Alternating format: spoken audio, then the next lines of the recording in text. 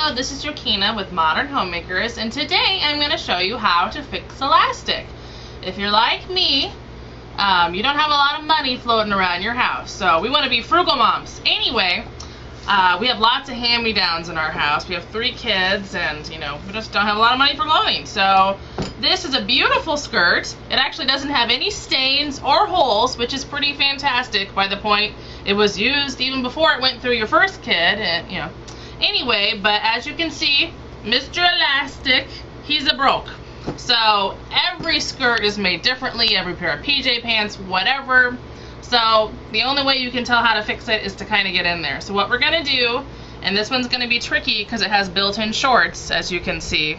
But what we're going to do is get a seam ripper, grab some scissors, make sure you have a safety pin, and some elastic that looks like it's the same size or a little bit smaller than what you already have. And you either need to know how big your kid's belly is, or mine are at school, I just grabbed a pair of pants that I know fits. So the first thing we're going to do is we're going to start wherever the tag is. Wherever the booty is, that's where we do our work, because that's the ugly area. So what we're going to do is, as you can see, there's the point where the elastic band is, and then there's where the built-in shorts are. So there's no pretty way to do this. We're gonna have to get into, with our seam ripper, getting that open. So it's kind of tedious, and we're not gonna go all the way around. As you can see, I can start to pull on it. And we're going to get a big enough opening that we can see even what's even going on in there. So, okay, there you go.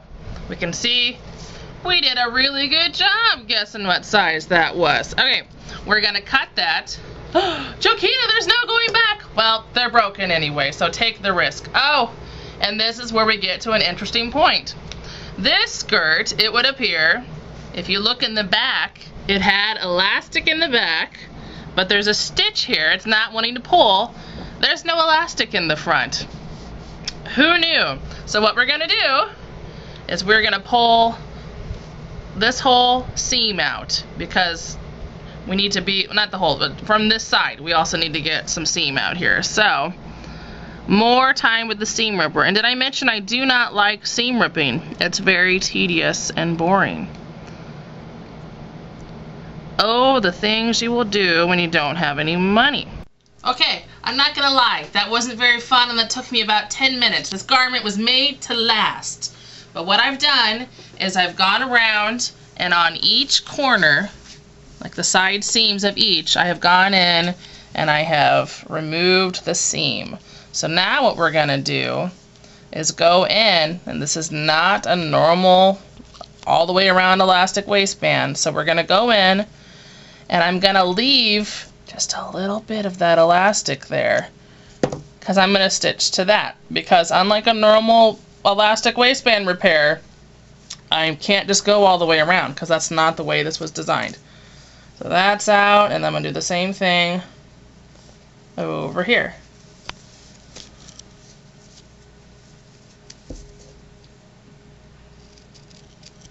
This also changes the way that we're going to be measuring our waistband. So here we have the pants that fit. And I only need the back half now. So we need, not stretching at all, the back half of the pants. And the reason I'm not stretching is because when we stitch it on, that's going to take away some of the elastic. So even though it looks like this, it's really going to be like that after we stitch it. So it'll be snug. Getting rid of that.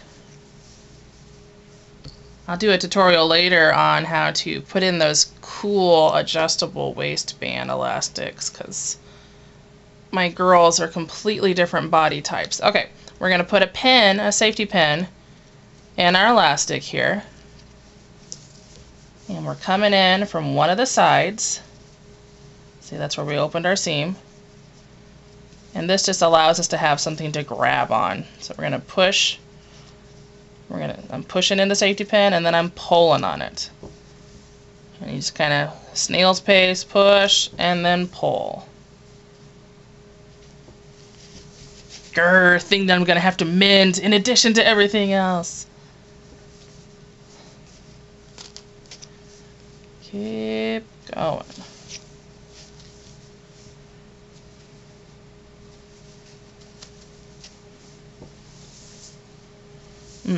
Quick trip here. Take another safety pin, which I didn't tell you to get. And we don't want it to actually go too far because that's a pain. So there's a little trick.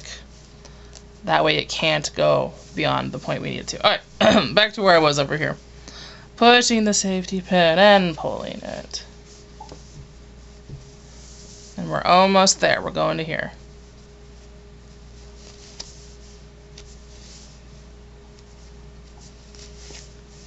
Ta-da!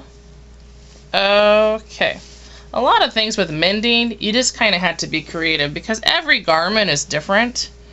So there's not like a, here's how you sew on a button rule for mending because you're trying to fix something that someone else did. It's like fixing our old house. You just had to get creative. None of the walls are even, and who knows what they did. Okay, we're going to pause a second because I was originally going to use a sewing machine, but since the elastic doesn't go all the way around, we're going to have to change our plan up, and we need to get thread in a matching color, a needle, and I'm probably going to grab a thimble too because the elastic's kind of coarse, so since we're sewing it by hand. So go grab thread in matching color, and we'll be right back. Okay, now we have our threaded needle with the matching color thread and a thimble, just in case it's hard to push through. Now that we have it pinned, this is a good chance to just double check and make sure, yes, I want that a little more snug. So this is our chance to go in and pull on it just a little bit so it's a little tighter before you spend all that time sewing it. Okay. Broken safety pin. Does not want to come out. There we go. So what we're going to do, make that a little tighter, and find the original piece right there. See how we left that piece on there? So I'm going to trim this down a little because I said I wanted it a little shorter. And we are going to stitch this right on top of that. So you can pin that if you want, but there's really not much space to work. Come in real close. So you see that's right on top.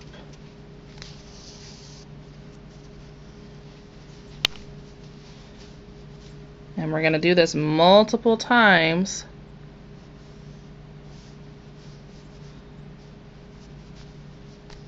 Yep, I do want my thimble because that hurt my finger. And we're going to go back and forth at least 3 times in the same section. Then we'll be right back. Okay, so I've gone back and forth over that area like crazy. I'm talking like 3 times. You can see I've stitched all over that thing. Now we're going to tie off our thread, and I'm a little obsessive when I make my knots. I like to do it 2 or 3 times because the tie pops, all your work pops, and you don't want to open this thing back up again ever. Okay, we'll do one more time just for good luck. And now we're going to go over to the other side and do the exact same thing. So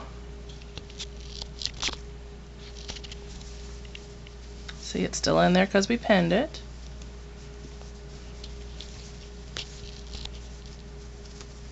So take out your pin, and we're going to lay this flat with that. If you did it this way, it'd be really bulky. So we're going to go in the same direction. Even though it's 3 layers, it won't be as bulky. And we're going to do the same thing. So we'll come back in a minute, but go all the way around that a bunch of times. Okay, so now we have each side attached to the elastic, and I'm going to pull on it so everything gets nice in the casing. And now we're going to go hide what we did. So this is a chance to grab a pen, but we're going to fold back under where that was, and we're going to pull this up and make sure it's out of the way. We're going to look on the other side, make sure everything looks good. And since we're not actually gathering this, we're just kind of stretch it. So this is your chance, double check. So I made a third hole. I hope you knew before you opened it up whether or not your elastic went all the way around. So I have to hide 3 openings. And then over here, pull all that back.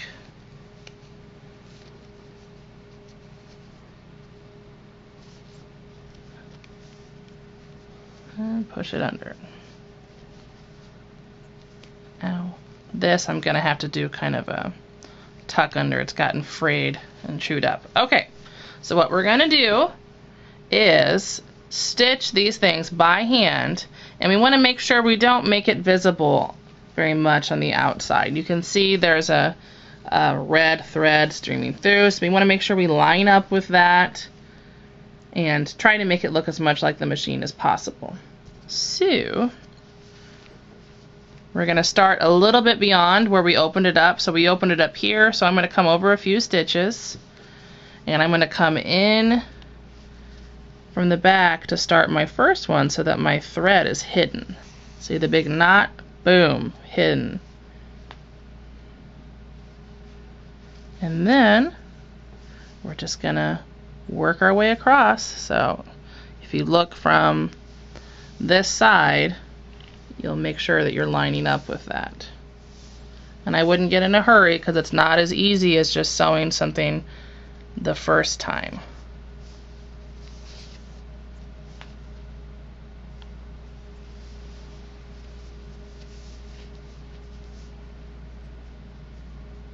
And we will trim all these ugly threads when we're done. You kind of have to pull when you're working with elastic because everything bunches up.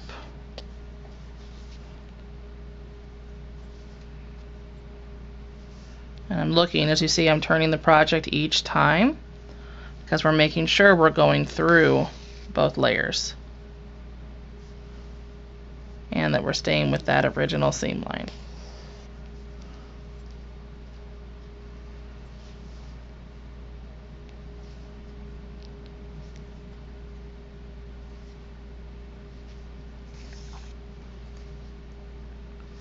Almost there.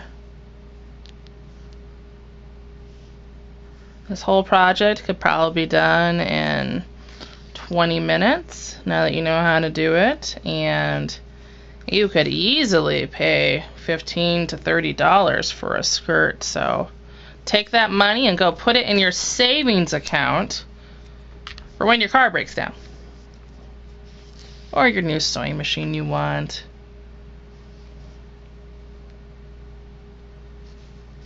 And just like we started a few stitches beyond where we needed to be, we're going to continue over a few stitches beyond. And that just reinforces your seam. It's not putting stress all on the area that you just sewed because it's going over. If you were doing a really long seam, I would suggest that you tie it off in a couple places along the way if you opened up a whole bunch. And we've got our couple stitches beyond where we opened it, and we're just going to tie it off. And we're going to go do the exact same thing on the other 2 spots, and then we'll show you what it looks like when we're done. Congratulations, you finished! As you can see, we've cut all the threads. You can't even tell we were there. And you, for maybe the cost of, it'd be pushing it to say 50 cents to fix this skirt, you've saved, I don't know, 20, 30 bucks.